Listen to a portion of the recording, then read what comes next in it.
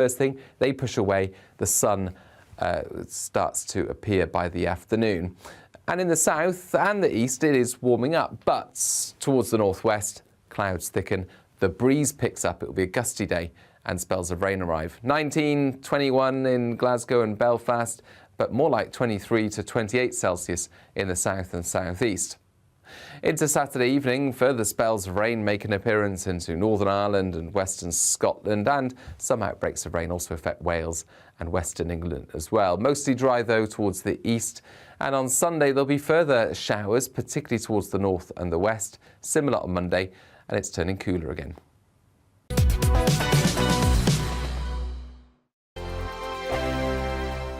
We are GB News. We're right across this great nation. On TV. On radio. On digital. Absolutely everywhere. We don't talk down to you. We embrace all voices with honest and civilised conversation.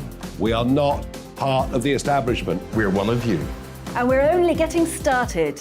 Join us on GB News, The People's Channel. Britain's news channel.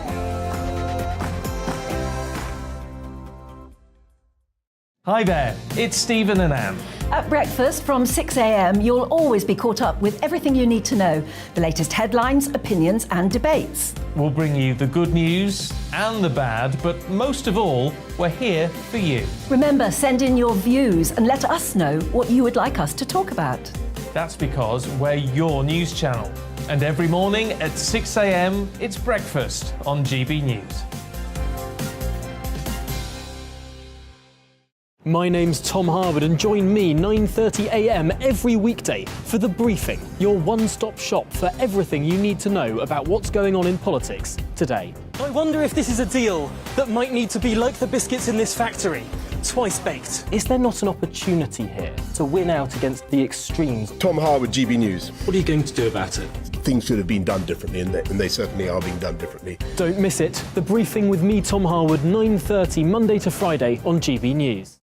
Where would you like to go? Just take me to the studio, please, mate. You know where you're going. I've got a show to do. Friday Night Feast on GB News, 7 p.m. And it's like nothing you've ever seen before. We take a different angle on the week's biggest news stories. The viewers and listeners set me some absolutely mad challenges to do. We tried to rehome a rescue dog. And yes, there's some other wacky stuff in there as well. I feel like I could take on the world. Well, that's that. Friday Night Feast with me, Patrick Christie's, every Friday, 7 till 9 p.m. on GB News. Be there.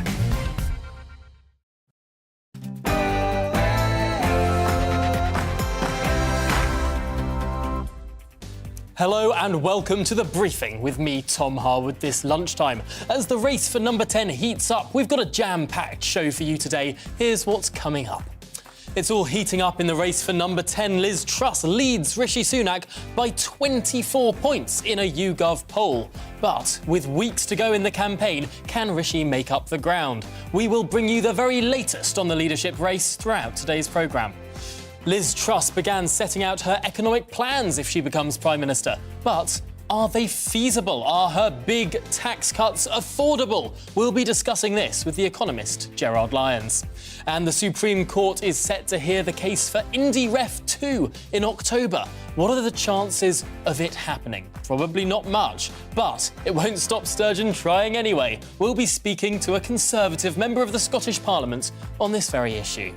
And of course, give me your political briefing on all the stories we discussed today. Send in your views and opinions by emailing gbviews@gbnews.uk or tweet me @gbnews.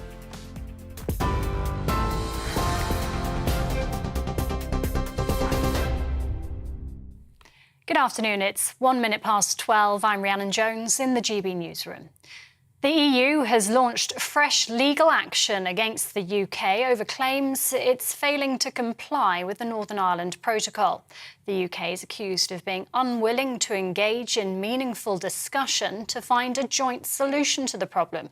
The EU says it's challenging the British government, claiming it ignored repeated calls to reconsider its position on the trading arrangements. A critical incident has been declared by the Port of Dover and it's urging holidaymakers to consider staying away. The port's chief executive says being let down by poor staffing at French border control is immensely frustrating. Police are controlling traffic with queues of up to 6 hours. It comes on what's being described as the busiest summer getaway in 8 years. Meanwhile, go-slow fuel price protests are causing yet more travel chaos across the UK. Police say moving roadblocks are making school holiday traffic jams even worse. Prince Harry has won his bid to take the Home Office to court over his UK security arrangements. Lawyers for the Duke of Sussex are challenging a decision not to allow him to pay for police protection for his family while they're in the UK. The judgment means there will be a full High Court hearing to review the Duke's claim. Witnesses claim Donald Trump watched last year's Capitol riots unfold on TV at the White House, ignoring pleas from his children and close advisors to intervene. The House of Representatives Select Committee has heard details of Mr. Trump's activities on January the 6th last year as a mob of his supporters raided Congress. He denies wrongdoing and says the inquiry has heard many lies. Former White House Deputy Press Secretary Sarah Matthews says the former US president's words encouraged the rioters. As a spokesperson for him, I knew that I would be asked to defend that. And to me, his refusal to act and call off the mob that day and his refusal to condemn the violence was indefensible. Half of UK adults are cutting back on food as they struggle to pay their energy bills. The latest official data says 50% of us here in the UK are buying less in our food shop. Households are now spending £9.40 more for every £100 they spent a year ago to buy the same things. The two remaining Tory leadership hopefuls are trading blows over each other's tax plans. Rishi Sunak's warning against what he calls a huge borrowing spree. It's in response to Liz Truss's plans to cut taxes by at least £30 billion a year. She says her proposals are affordable and that the former Chancellor's tax rises will choke off growth.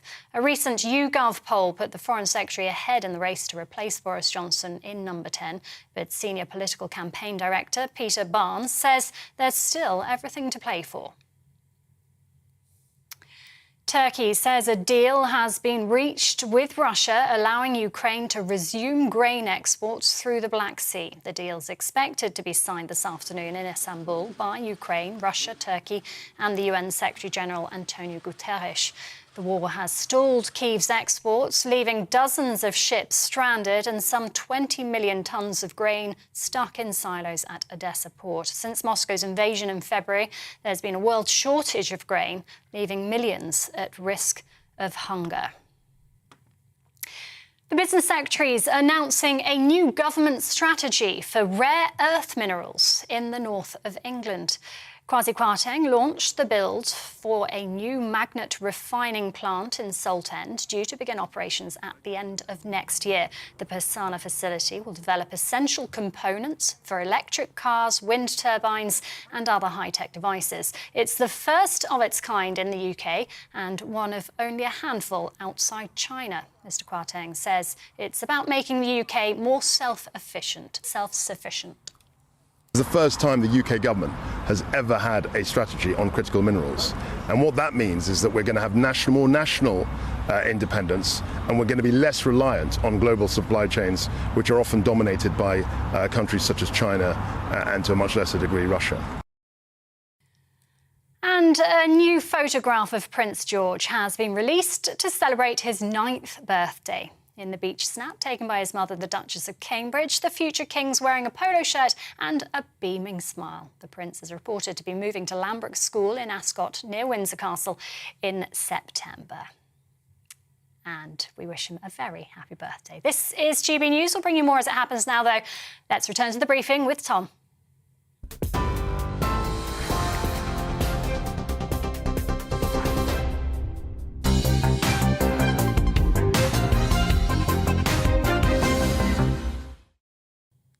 Hello and welcome to the briefing with me, Tom Harwood. Well, now that Conservative MPs have narrowed down the choice to just Rishi Sunak or indeed Liz Truss, it's the party members that now hold the final say.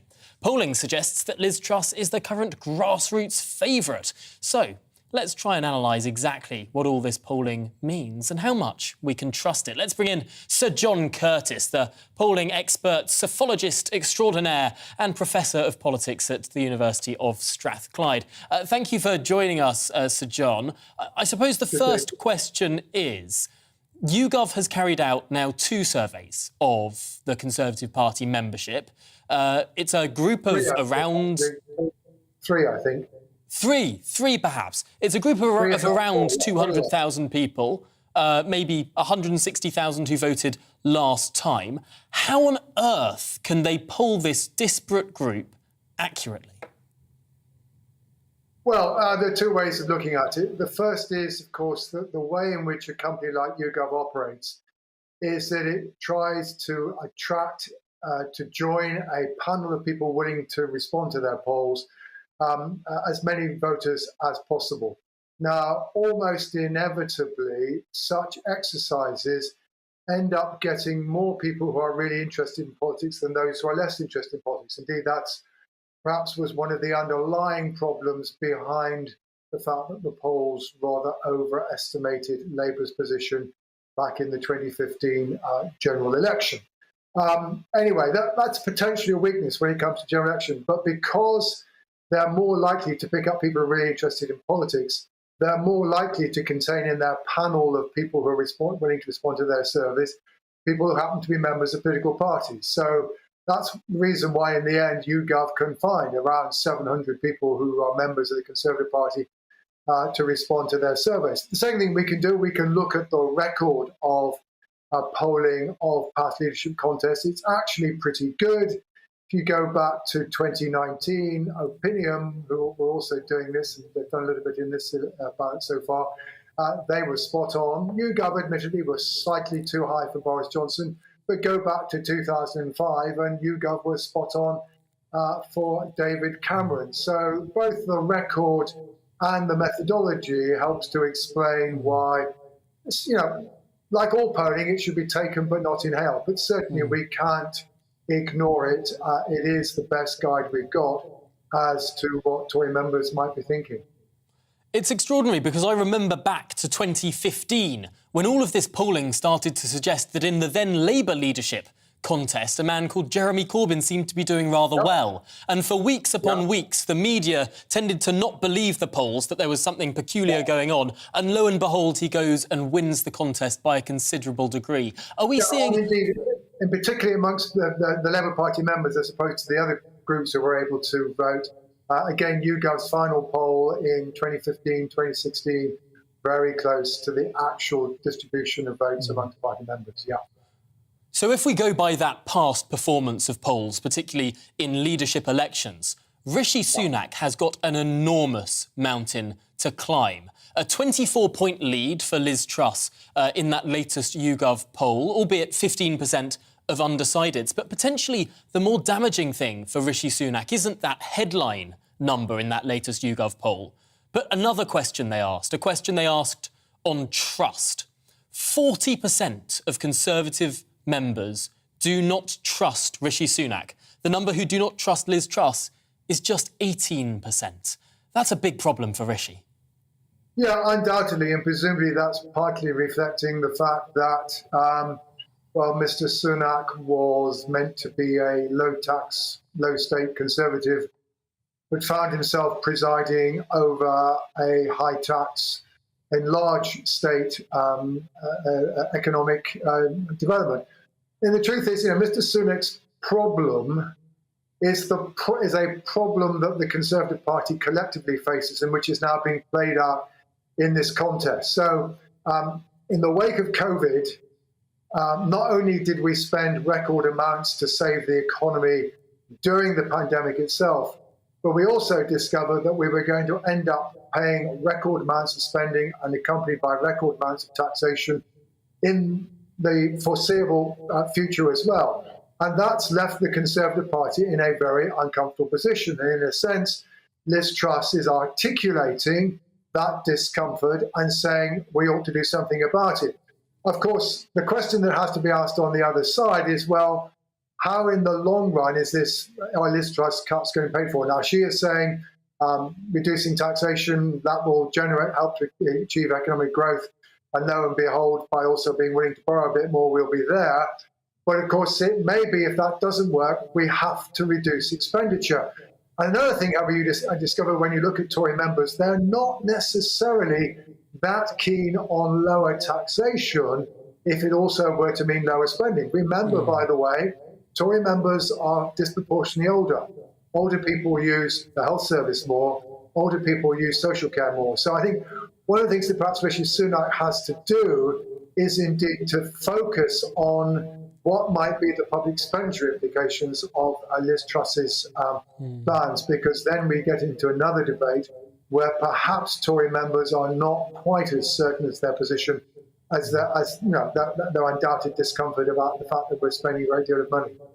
Yes, it's interesting listening to the Truss campaign, not saying that they would reduce government spending in any particular area, but saying that their £30 billion of tax cuts can come within the fiscal headroom. Now, there is around £30 billion of fiscal headroom, but it is rather tight. I do want to move on to one more polling conversation, though, which is the general public, because yesterday it was Redfield and Wilton Strategies who had a poll out that showed that actually when it comes to who the public think would make a better Prime Minister than Sir Keir Starmer leads both Liz Truss and both Rishi Sunak, but perhaps surprisingly to some people, Sir Keir Starmer's lead against Liz Truss in this poll is smaller than his lead against Rishi Sunak.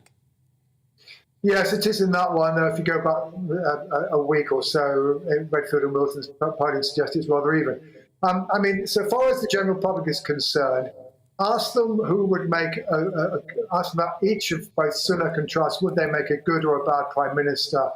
You tend to get more people saying that Rishi Sunak will be a good Prime Minister than is true of Liz Truss. And that, by the way, is also true of Conservative members. But when it comes to asking questions about asking people to choose between Starmer and either of these two leaders, either directly as personalities you've just done, or as has also been done by opinion, asking them to choose between a Starmer government and a Truss government, there isn't much difference between them.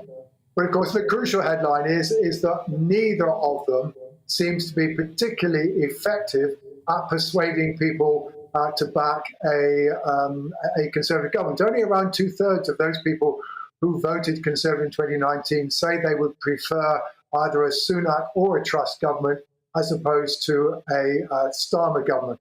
And insofar as, the other thing that the members' polls tell us is that, above all, the most important criterion is which of these candidates is more likely to lead the party to success in the next general election.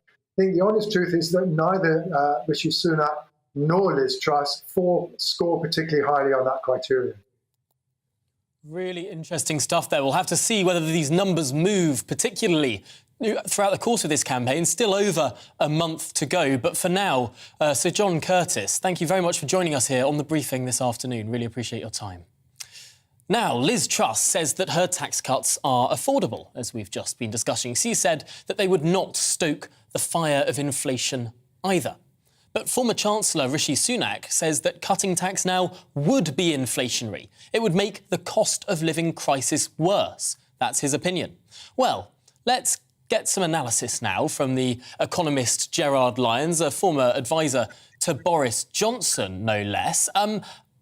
Gerard Lyons, I suppose the big question here is there any way that tax could be cut that wouldn't make the inflation crisis worse? Oh, well, absolutely. I think timely, targeted and fully costed tax cuts are necessary, and they would not be inflationary. But to understand that, I think it's important to appreciate what is driving inflation at the moment. If inflation was driven by an economy that was overheating because the domestic demand was so buoyant and people were spending like there's no tomorrow, then that would imply that tax cuts would not be appropriate. But our inflation is caused by two different areas. It's caused by supply side problems, and it's been caused by lax monetary policy, particularly last year. So in this environment, it's necessary to have tighter monetary policy to get inflation under control. But at the same time, there's scope to use fiscal policy to address the other problem the economy faces, which is weakening domestic demand. So in answer to your question, it's because the economy faces two conflicting problems, higher inflation and weaker domestic demand. And because that inflation is not caused by domestic economic overheating, it's possible to have tax cuts that are appropriate if targeted properly, and they need not be inflationary.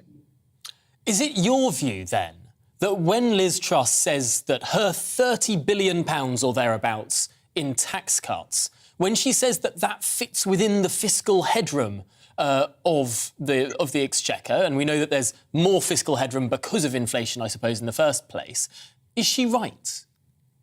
Yeah, well, I haven't seen the full details of her plans, but in general terms, the answer would be yes. The reality is that there was fiscal space back in the spring, in times of the spring statement. Economists then said there was probably 20 to 30 billion pounds of fiscal space, money that was not used that could have been. Now, in the first 3 months of this fiscal year, from April, May, June, we've seen that government tax revenues up by close to £15 billion more than was the case last year, because higher inflation is allowing tax revenues to pick up. Now, admittedly, at the same time, government spending in real terms is also being squeezed. So there is scope for more government spending, but there's also scope for tax cuts, and it's where you get the balance right. But in answer to your question, tax cuts are affordable, and indeed there might well be more than 30 billion of fiscal space available, but some of that additional money will have to be allocated to spending, to bring spending budgets up in real terms. And probably pretty close to 30 billion might be available for tax cuts. But it's important to stress that those tax cuts need to be properly targeted. Just to give you an idea, if you cut taxes on fuel, for instance, halving VAT on fuel would be returning to the general public and to users of cars the windfall gain the government has seen from higher taxes on petrol, etc., over the last year or so. So there is scope to actually not only have tax cuts that are affordable, but also not inflationary as well. I suppose one big argument from Rishi Sunak here is that your argument there, that a looser fiscal policy, lower taxes or potentially higher spending, would need to be married with a tighter monetary policy, higher interest rates. Now, Rishi Sunak seems to be someone who says that that would be potentially not a very good thing. It sounds quite scary for people who have mortgages. It means servicing government debt is more expensive. Higher interest rates are potentially a worry for voters in this leadership election. OK, let's be quite clear on this. Fiscal policy in terms of tax cuts and monetary policy in terms of interest rates are not opposite ends of the same seesaw.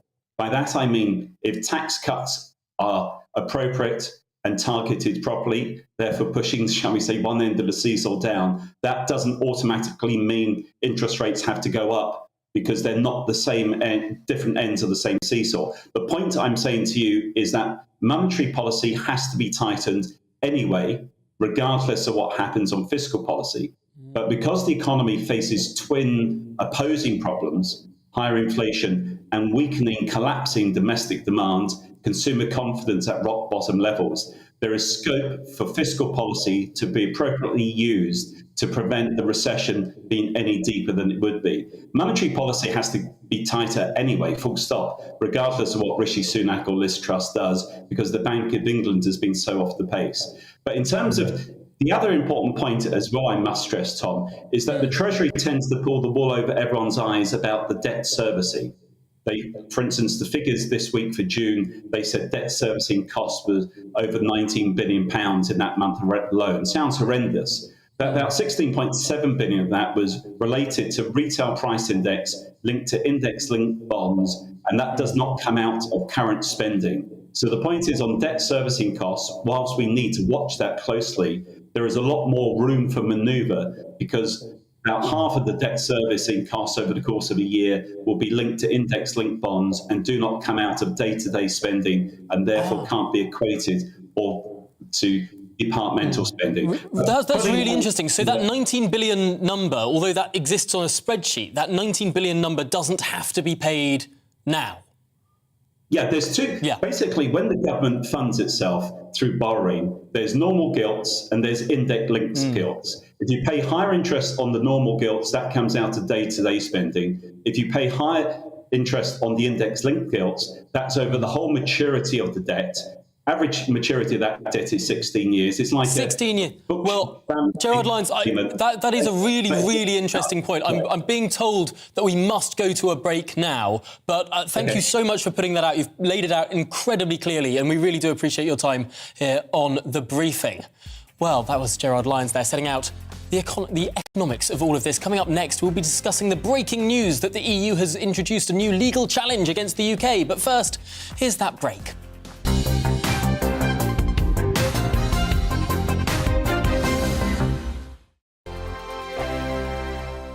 We are GB News. We're right across this great nation. On TV. On radio. On digital. Absolutely everywhere. We don't talk down to you. We embrace all voices with honest and civilised conversation. We are not part of the establishment. We're one of you. And we're only getting started.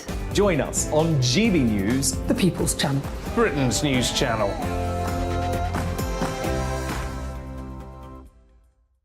Hi there, it's Stephen and Anne.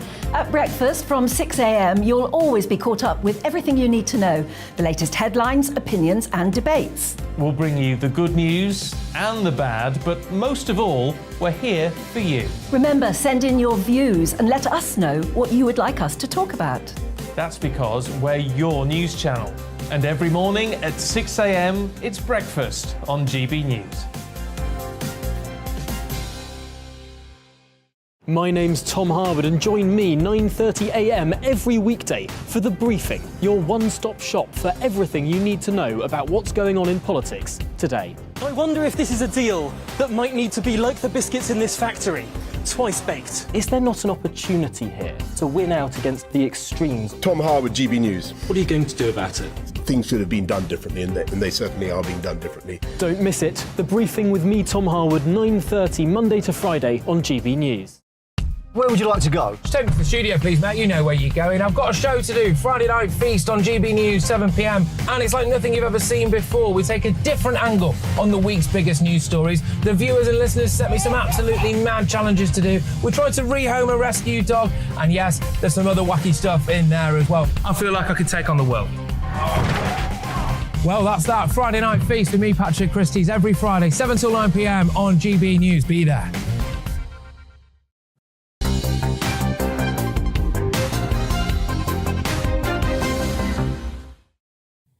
Welcome back. Well, let's turn our attention to this breaking news in the last hour or so that the EU has launched fresh legal action against the UK. This is with regard to the Northern Ireland Protocol, of course. But what exactly is the EU now looking to sue the UK over? Well, 4 specific areas. These are in addition to 2 areas that were launched last month. Firstly, the EU is saying that the UK is failing to comply with customs, supervision and risk control checks. That, they say, that increases the risk of smuggling between the UK and the EU.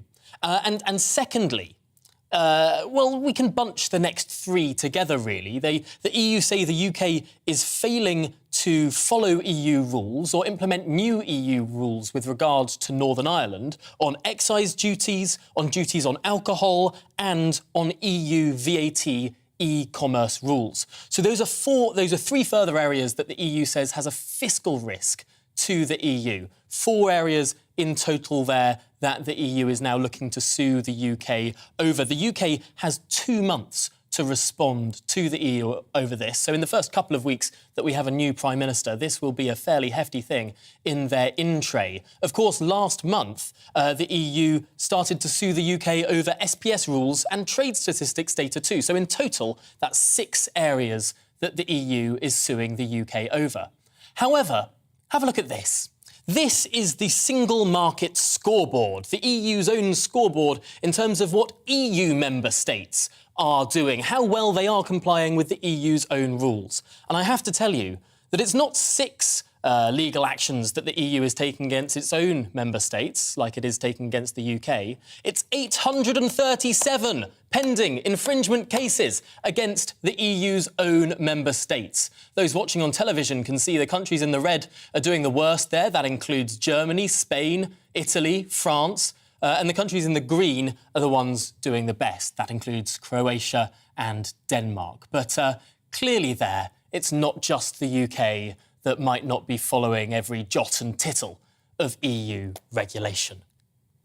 Well, I'm delighted now to be joined by the Conservative MP, Andrew Mitchell. He's here to talk about his backing for Rishi Sunak, of course, in this leadership race. But first of all, I would just like to get your reaction there, Andrew Mitchell, to the news that the EU is launching proceedings against the UK. Well, good afternoon, Tom. I'm dismayed to hear this. I do think that the EU have been really quite unhelpful over the issue of Northern Ireland and the protocol, and that the programme that the British government put forward of red and green routes through customs issues was the right approach. And I'm very dismayed indeed that it has now come to a legal case. I didn't support the protocol bill in the House of Commons last week. And that was because I think there's some blame also on the British government on this. We should not have signed up to a set of agreements which we now intend to break. And the last thing we want is a trade war with the EU, particularly with our greatest ally and trading partner, the United States, on the other side. So I think there is right and wrong on both sides, and the absolute requirement is to negotiate our way out of this, to negotiate with goodwill in the best possible way. Well, it'll be really, really interesting to see what the next Prime Minister, whoever he or she may be, does with this. Of course, 2 months, that deadline takes us to about the second week in office of that new Prime Minister. But let's get on to the question of who that new Prime Minister should be. Andrew Mitchell, why are you backing the former Chancellor Rishi Sunak? I think that both Liz and Rishi, who I know well and like and respect, are extremely strong candidates. But given the set of crises that we now face, that is the crisis on the cost of living, it's a crisis on the economy where we don't have growth in our economy, and it's also the crisis in Europe.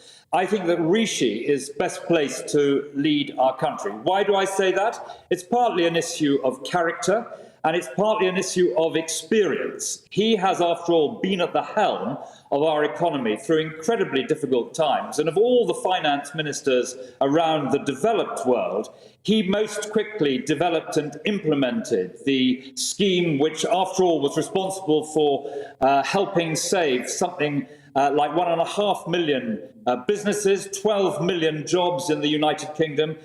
His skill and experience as a Chancellor, in my view, marks him out as the person to take us through these extremely difficult times. And when I talk to people in the royal town of Sutton Coldfield, my constituency, particularly our members, many of whom are a bit older, they worry very much about the mortgages of their children, their pensions, the financial circumstances in which our country finds itself. And I think we need the safe helmsman at the helm in charting our way through these very difficult circumstances. No, I think no one, least of all Conservative members, would denigrate the role he played during the pandemic. Clearly, furlough was an enormous success, and the speed that was rolled out was nothing short of heroic.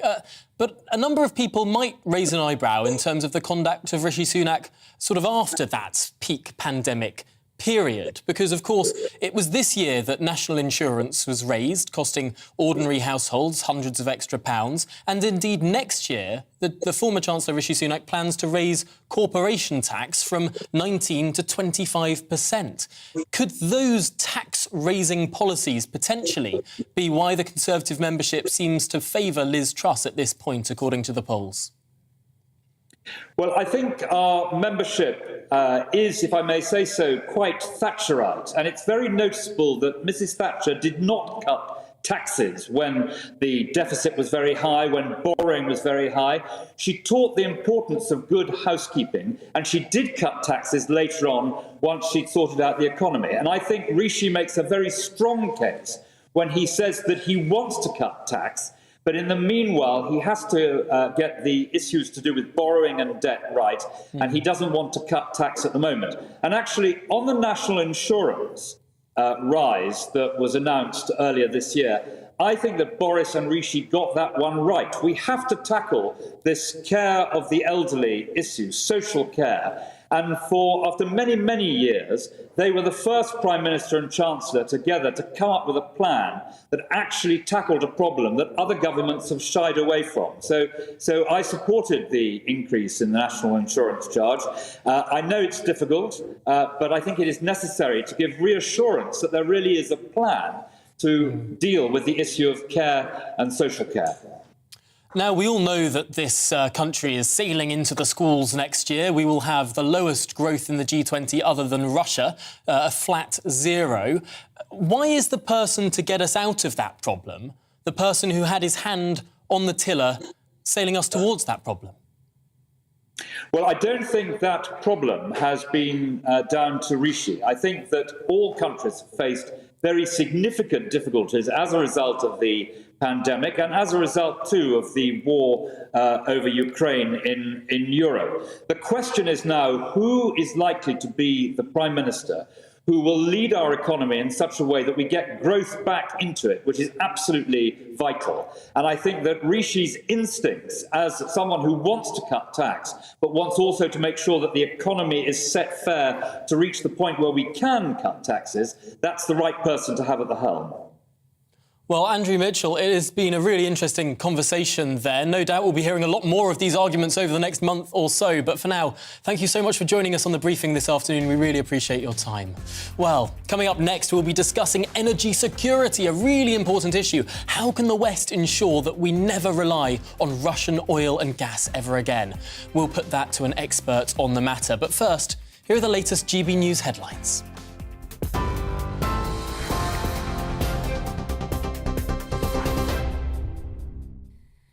Good morning.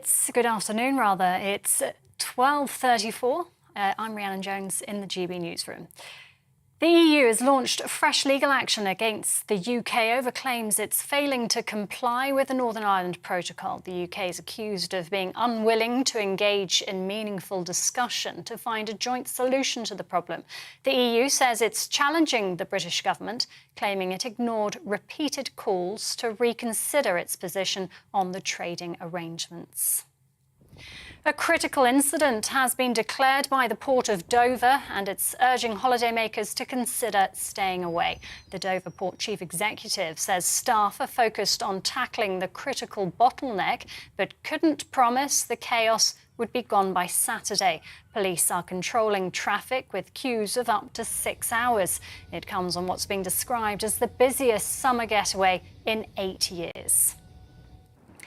And amid the travel chaos, a bit of welcome news for holidaygoers. Hundreds of British Airways workers have voted to call off strike action at Heathrow Airport. The GMB union says it's after a pay offer has been accepted.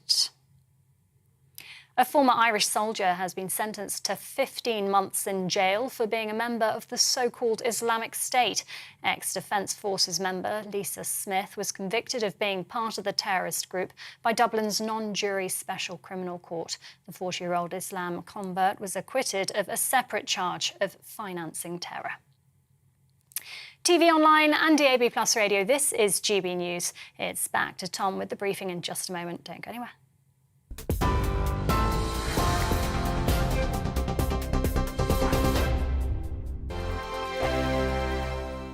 We are GB News. We're right across this great nation. On TV. On radio. On digital. Absolutely everywhere. We don't talk down to you. We embrace all voices with honest and civilised conversation. We are not part of the establishment. We're one of you. And we're only getting started. Join us on GB News, The People's Channel. Britain's news channel.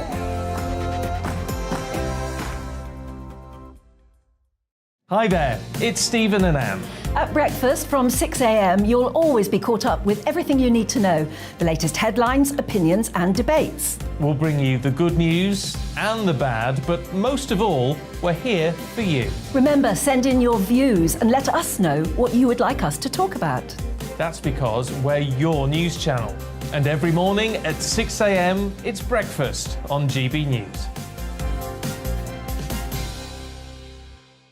My name's Tom Harwood, and join me 9:30 a.m. every weekday for The Briefing, your one-stop shop for everything you need to know about what's going on in politics today. I wonder if this is a deal that might need to be like the biscuits in this factory, twice baked. Is there not an opportunity here to win out against the extremes? Tom Harwood, GB News. What are you going to do about it?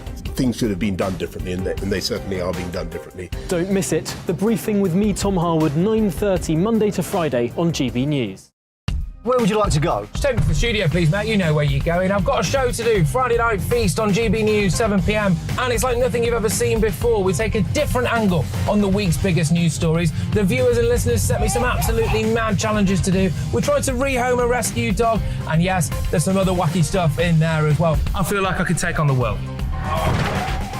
Well, that's that. Friday Night Feast with me, Patrick Christie's, every Friday, 7 till 9 p.m. on GB News. Be there.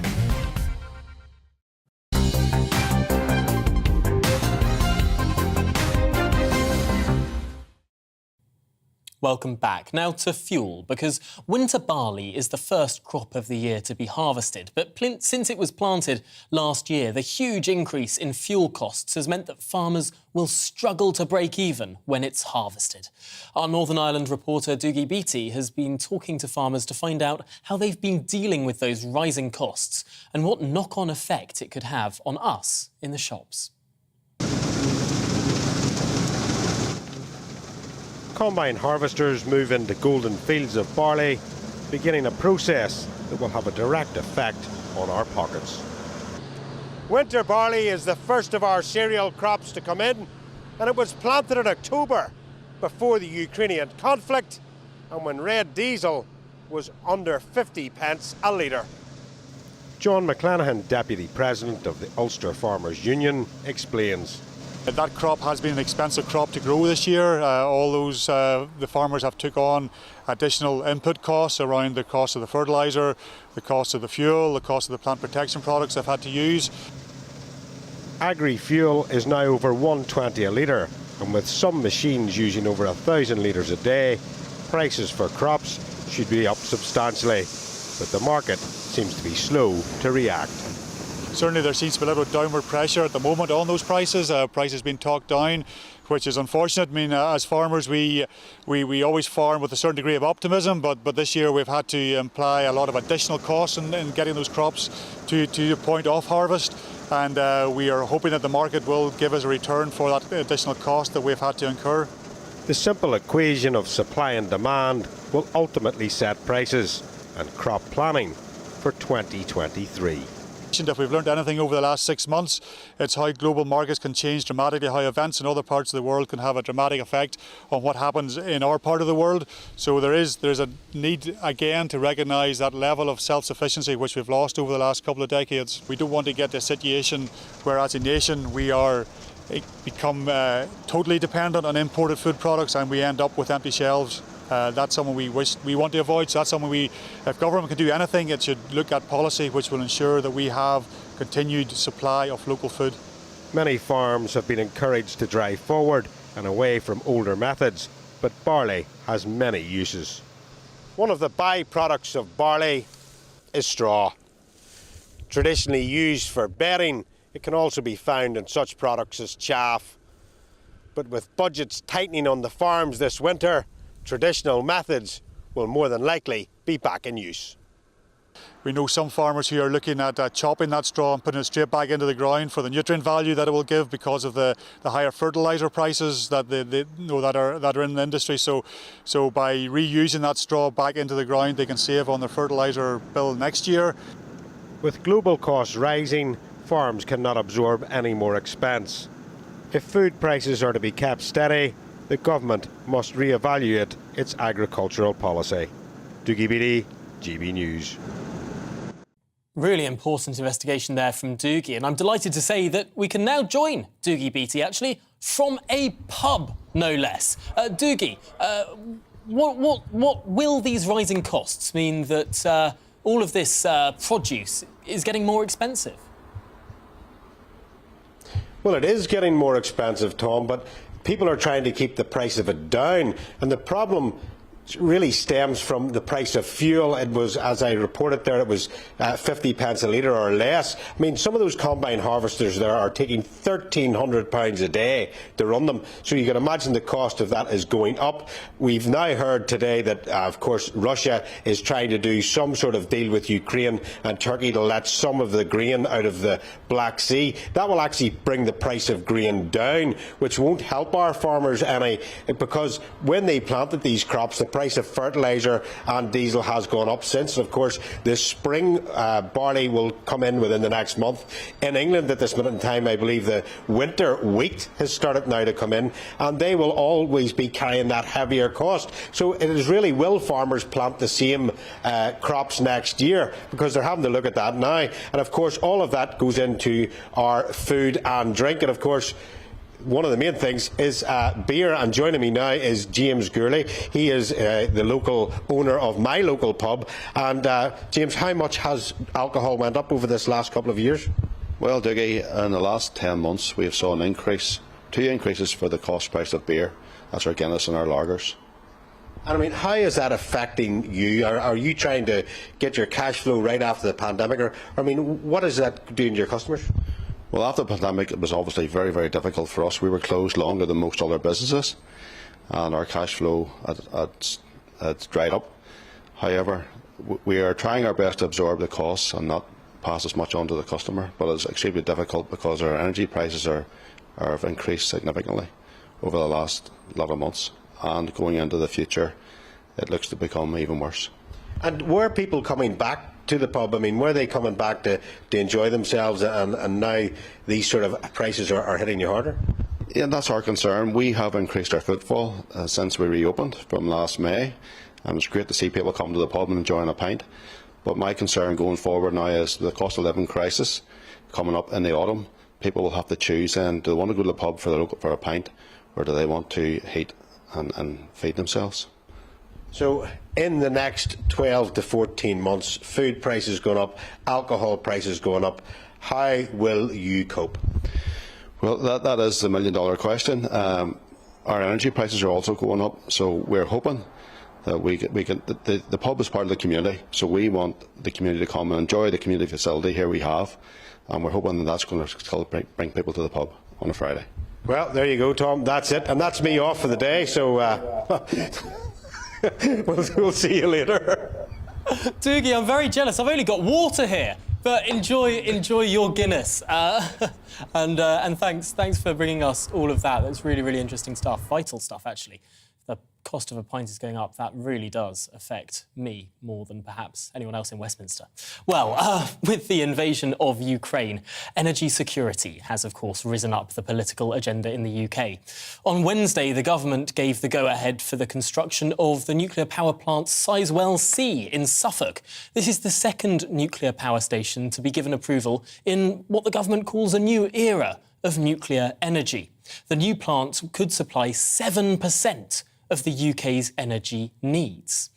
Well, let's talk about this more with nuclear energy expert Rear Admiral Mike Hewitt, who joins me in the studio. Mike, thank you so much for coming in to talk about this, because it does seem that Sizewell C has been a political discussion point for a very long time. Just how long have the deliberations gone to get to this point? Well, they've gone far too long, and I think part of the conversation, as we talked about changing from climate policy to energy security policy, put a real fine point on getting Sizewell C through the wickets. And so what you now have with the energy security strategy of the UK are a number of commitments that need to happen by the government. This is the first one. This is a very important one. It gives confidence to the marketplace, to the vendors, and really to the financial community that we try to attract to these programs. So you'll see a 3-gigawatt reactor at Sizewell C, built by EDF, supported with Barclays, supported with the government, but most importantly, trying to attract private capital to this program. Now, the announcement of 24 gigawatts of new capacity that needs to be built here in the UK is all tied to energy security. So this is a very important first step of many more that need to occur. The government says over the next decade it wants to build an average of 1 reactor a year. Is that feasible? It is feasible if you focus on two things. One, creating the production system so that you can get to fleet production. And two, shifting alongside the large plant to the small modular reactors. And of course, we are very favorable towards the Rolls-Royce small modular reactor for many reasons. One being it's built here in the UK. So we can focus our manufacturing, we can get the reactors where we need them throughout the country. So to really get to fleet production, 1 reactor a year, 24 gigawatts of capacity over the next 40 years, you need to focus on small modular reactors, particularly with the Rolls-Royce SMR. And I suppose that would be new capacity, because when we look at something like Sizewell, Sizewell C, the C in the bit of the name, means it's the third one on that site, i.e. Sizewell B is being or has been decommissioned. Does that mean that actually Sizewell C is adding any new energy to the market at all? So you have 9 gigawatts of capacity here in the UK, which is shutting down, end of life. There's no more extensions of these reactors. They're some of the original civil reactors on the planet. So the 24 gigawatts is actually new capacity because you can't extend the life of the 9 gigawatts that you have. So in actuality, you're tripling the amount of nuclear power you'll have here in the UK. That's really, really fascinating. And so if we're looking at these big points, Hinkley, Sizewell, are there any more big projects? Or after this, is it really hell for leather for these small, modular, potentially more local reactors? That's a great question. I think there's enough room for both. I think if you look at Wilva and some of these other sites that were pursuing large plants, they failed because there wasn't a commitment by the government. So I think you're going to see both a larger commitment for large reactors, but I think you're exactly right. It is time to shift to the small modular reactors because it allows us to not only build them in the factory, which reduces the cost, it allows us to put this nuclear power where I need the energy, particularly up in Cumbria, Moorside, Wilva, and we want to move these reactors to where I need the energy. Plus, it allows us to attract new industry to these areas. This is very much about UK being energy independent. It is tied completely to national security, and all of the challenges you're seeing in the EU right now with energy poverty were caused because we weren't thinking about these things when we needed to. So I'm very excited about the energy security commitment. Really, really interesting stuff there. Rear Admiral Mike Hewitt, really appreciate your time on the briefing this afternoon. A fascinating situation. Let's hope that this will be keenly paid attention to by whoever becomes the next Prime Minister too. Well, yesterday, National Energy Action released worrying new figures amid the cost of living crisis. Energy experts Cornwall Insight predicted that when the price cap rises in October, the average energy bill could reach £3,250 per year, with bills expected to increase by over 60%. Now, if that happens, National Energy Action predicts that 8.2 million UK households will be in fuel poverty. That's 1 in 3.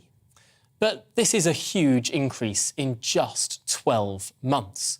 In October 2021, the average annual energy bill was just £1,271 per year, which meant that 4.5 million UK households were in fuel poverty. And that's only going to rise. Well, let's discuss this now with Peter Smith. He's the Director of Policy at National Energy Action. And I suppose the first point is an incredibly bleak one. There's really nothing that can be done about this, is there? Well, despite some positive interventions by the UK government, it now looks like the latest projections of where energy prices are going to by October means that support is now being outstripped by soaring, even higher soaring energy prices. And against that context, yes, it's going to be a very, very bleak winter for far too many people. Obviously, the new incoming Prime Minister could look to immediately try and offset the remainder of that increase, particularly for the poorest households, which have a positive impact. We've now found the sort of tools by which that can be done pretty effectively. But it's about the scale of intervention that's necessary to offset that October increase. But yeah, sadly, the outlook out into January still looks bleak, with Cornwall Insights thinking that there'll be a further price increase in January if the GB energy regulator Ofgem get their way and move to a 3-month price cap. This issue of the price cap, as it currently stands, it's a six-monthly reassessment, I suppose. Does a 3-monthly reassessment mean that energy may get cheaper because the international pressures may well be less? Yeah, that's absolutely correct. So welcome the prospect that happening anytime soon, really. And the shorter the cap period, the quicker those costs can be or savings can be passed through to people when the costs do fall. But we're in a period where that is very unlikely for the short term, particularly out through the winter period. So we do think it would be a big own goal by the regulator Ofgem to move towards that 3-month cap, which, let me remind you, would mean a price rise literally straight after Christmas, probably the worst time of year to have any increase in your outgoings when you're reeling from the financial damage and destitution that usually comes with having your in-laws over and buying too many presents. But for the poorest households, they're already in a desperate situation. The costs at the moment for energy bills are completely unmanageable. And we're talking about October being a massive increase, a further record increase. So it is a very devastating and difficult position for particularly the most vulnerable people. Is there any immediate policy that you would like the next Prime Minister to implement? What can, in reality, be done about this? Well, as I've indicated, the UK government, their second package that they came forward with in May did offer some targeted provision for particularly those people that are going to be most impacted by these price increases. But the scale, sadly, now is well off. So it's £400, £450 off where we think energy prices will get to. So it will be a case of pretty quickly in the in-tray asking the government to consider the adequacy of that current intervention and potentially dialing it up further. But the package of support that the UK government have come forward with to date, although welcome, and albeit the issues that I've mentioned about the scale of it, don't really offer any lasting protection for particularly low-income and vulnerable consumers. So there are a huge amount of other things that the UK government and the energy regulator Ofgem will need to consider, particularly as we move into next year. I suppose the ultimate answer to this is to be more insulated from the kind of despotic regimes that currently provide so much of international energy. I suppose in the long term, really, the answer is what we were talking about in the previous conversation with my previous guest, sort of more domestic energy production, less reliance on countries like Iran or Russia. Well, we do need to look at our energy supply, but we've also got to look at the demand side. And sadly, that element has been completely lacking in the government's response to date. Our housing and our industry use far more energy than is needed because it's largely hugely energy inefficient. And not only the way that we produce that electricity in the first place and then transport it over long distances to households is hugely wasteful. It wastes a lot of heat in the combustion process, particularly with nuclear, actually. But also in terms of once you get that power and the heat into people's homes, it leaks like a sieve because we've got some of the poorest quality housing in Europe. We need to roll up our sleeves on that front and not just think about the supply. Otherwise, we'll be back into this position when the commodity cost of uranium shifts or other components of renewable production escalating costs. We've got to think about the usage as well as the production. Yeah, really, really interesting point there. And of course, slightly counterintuitively also, on those blisteringly hot days like we had earlier this week, better insulated homes also help keep the cool in. Well, Peter Smith, thanks so much for joining us here on The Briefing this afternoon. Really appreciate your contribution. It's been a very, very important conversation, particularly as winter inches closely. Now let's finally get on to this final story of the day. A legal case to establish whether the Scottish Government can hold an independence referendum without consent from Westminster will be heard by the Supreme Court in October. Scotland's First Minister Nicola Sturgeon is using the courts to challenge Westminster's continued refusal to grant a new poll through what is known as a Section 30 order. Well, I'm joined now by Donald Cameron. He's an MSP for the Scottish Conservative Party and Shadow Cabinet Secretary for the Constitution. Thanks for making the time, Donald. I suppose the first question here is what happens if the Supreme Court sort of shuts down this request? Would the SNP pursue a so-called wildcat referendum? Well, what they've said is that if they lose in court, they will go to the next general election and treat that general election as a de facto referendum, and they will fight that election essentially just on a single issue, which we say is absurd. A general election is fought on a range of issues, and it's a UK-wide election, and that's how it should be treated. What we heard yesterday was that the Supreme Court have now set a date for the hearing, and that's in mid-October, where legal argument will be heard on both sides, and the court will decide whether it can entertain the legal arguments at all, and then decide whether it's within the competence of the Scottish Parliament to hold a referendum. Our position is very clear. This is just the wrong priority for people in Scotland at this point in time. You've just had a very interesting interview about the fuel poverty and the energy crisis. That's what we say that the Scottish government should be concentrating on. It should be concentrating on getting down waiting times in the NHS, treating the backlog caused by COVID, and dealing with all sorts of everyday issues that most people in Scotland are struggling with at the moment. And people's priorities are there. They're not on another divisive independence referendum. Yes, it seems pretty clear that it's also a reserved power in any reading of the law that I can understand. I find it very hard to see what their legal case is here. I really wish we had more time on this, but it is the end of the programme now. Donald Cameron, MSP for the Scottish Conservative Party and Shadow Secretary for the Constitution, thank you for joining us on The Briefing. That's it for the show today. It's back every weekday from 9:30 a.m, as well as Fridays at 12 with me. But next up, it's On the Money with Liam Halligan. For now, here's a quick break.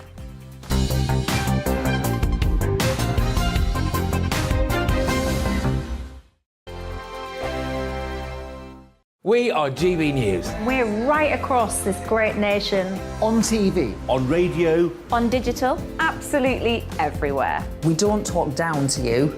We embrace all voices with honest and civilised conversation. We are not part of the establishment. We're one of you. And we're only getting started. Join us on GB News, the People's Channel. Britain's news channel.